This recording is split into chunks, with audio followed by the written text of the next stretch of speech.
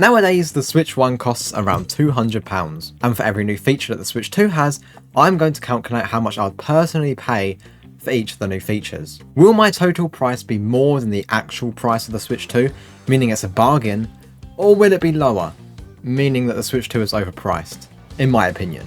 We're going to start with the increasing of the size of the screen and the Joy-Cons. I'd pay £10 for this. Having a bigger console is a big plus. I wouldn't pay more than £10 for it though. I'm more interested in the other features this console has. The bigger screen and Joy-Cons is just a plus. This is too small, it's too small. I prefer the OLED because it's bigger, and then the Switch 2 is going to be even bigger. It also has its own downsides, like being less portable, but I don't really care about that. I've never carried my Switch in my pocket anyway, really. £10. Next, Game Chat. It's practically Nintendo's version of Discord. And I really actually like this.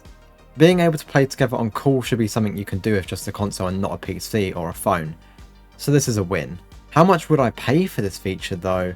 I'd say £15. It's awesome, but I think I'd still use Discord on my PC most of the time. I really hope the mic is as good as Nintendo says it is though. If so, I might use it every now and again. Like if I'm playing somewhere that's not my computer setup, I'd probably use this over calling on the phone. £15. The next feature I'm going to talk about is Game Share. It's where you can share games with friends and family. I'm not 100% sure how it works, but sharing games isn't something I'm really eager to do. I think I'd pay like £5 for this feature. I think it would be rare that I would be playing with someone that don't have the game that we're playing, if that makes sense. So £5, and that's being generous. How much would I pay? Oh bloody hell, my hair. What happened there? How much would I pay for greater resolution? For the handheld tablet screen quality improvement, I'd pay £12 for it. And for 4K on the dock when it's connected to the TV, I'd pay another £12. Having the display look so much better sounds pretty amazing to me. And yeah, being honest, I'd pay £24 for both the resolution improvements. For the smoother FPS, I'd pay £10. I know it sounds like I'm paying a small amount for each feature, but that's because I'm tight. If I go past 20, I must really want it, you know. Having a more vivid screen, I'd pay £5 for that. I mean, it looks better, but it's not something I'm too bothered about. It does look nice though, and it's a good plus, you know. The magnetic and mouse Joy-Cons. You know how earlier I said if I go past £20, I must really want it? I'm going to go with 20.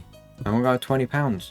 Being able to use a Joy-Con as a mouse eliminates a downside to having a console rather than a PC. Because whenever I play a game that's on PC, having the mouse instead of a controller, it's just so much better. But being able to do that on the Switch 2 now is like, it's the ultimate gaming system for me now, I feel like, because of the mouse functionality. I know some people don't really care about the mouse mode and think that it should have been like on older consoles because it's like an old technology. But I really like this, and I'm glad that it's finally here. So I'd pay £20 for it. It might not be too comfortable though. It might be really uncomfortable. But if that's the case, then it probably wouldn't be a feature, so I think it'll be comfortable. And also the magnets look like they'll be super satisfying. I think I'm going to overdo taking off the Joy-Cons on and on when I eventually get this thing. I did the same when I got the Switch 1. I always just did this when I first got it. Just bonk, bonk, bonk. But taking it off with the magnets would be more satisfying, I think. Improved speakers. I'd pay £8 for them. Better sound is big for me. A big improvement. And I'd really notice it. So yeah, I'd pay £8 for it. I actually don't know if I've gone over or if I'm way under the Switch 2's price at the moment. But let's keep going. New stand. I think it'd be very nice actually. I'd pay £8 for this as well. Because I genuinely think I'd use this a lot. And the Switch 1 stand just wasn't it. I mean, I know because on my Switch 1, there's no stand anymore. It's gone missing. I actually lost it. It's literally gone. So being able to play it while sitting up and being able to play the Switch Joy-Cons detached again would be so cool. I haven't really been able to do that comfortably for a while because no stand. 2 USB ports, I'd pay £5 for it. All it means to me is that I can charge the Switch 2 while being in the stand mode. And honestly, this is one of my biggest problems with the Switch 1, not being able to charge it while it's leaning up. I mean, I don't have that problem anymore because no stand. But back in the day, that was the main problem for me.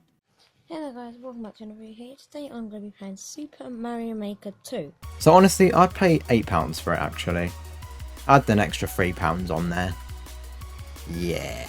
The Switch 2 having 8 times the storage of the Switch 1, I'd pay £15 for that. I mean, I'd know because I think I paid £12 for an SD card for my normal Switch. The storage is also quite a big thing for me. 8 times more is a massive improvement. 1 times for each year, right? Yeah, because the Switch 1's been out for 8 years, I think. But being able to store more games on the Switch 2 is obviously a big plus. Hardware improvements that allow for bigger, better looking games. Like Mario Kart World, for example. There's a crazy improvement from Mario Kart 8 Deluxe. We have a whole open world now. Woo! But yeah, I'd pay 50 quid for this. Oh yeah, I'm bringing out the big guns.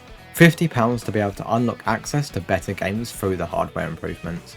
Yeah, I'd honestly pay 50 quid for that. No more, no less. That might actually seem quite little for some people because that's, you know, a generational hardware improvement or whatever.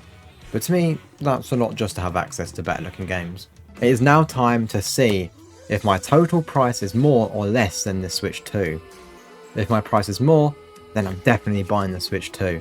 If not, then I've got some thinking to do. So the Switch 2 costs 395 quid. And like I said at the beginning, the Switch 1 nowadays is around £200. So add 10 for the size, 15 for game chat, 5 for game share, 24 for high resolutions, 10 for smooth FPS, 5 for a more vivid screen, 20 for mouse mode and magnets, 8 for speakers, 8 for a new stand, 8 for 2 USB ports, 15 for more storage, and 50 for better hardware for better games.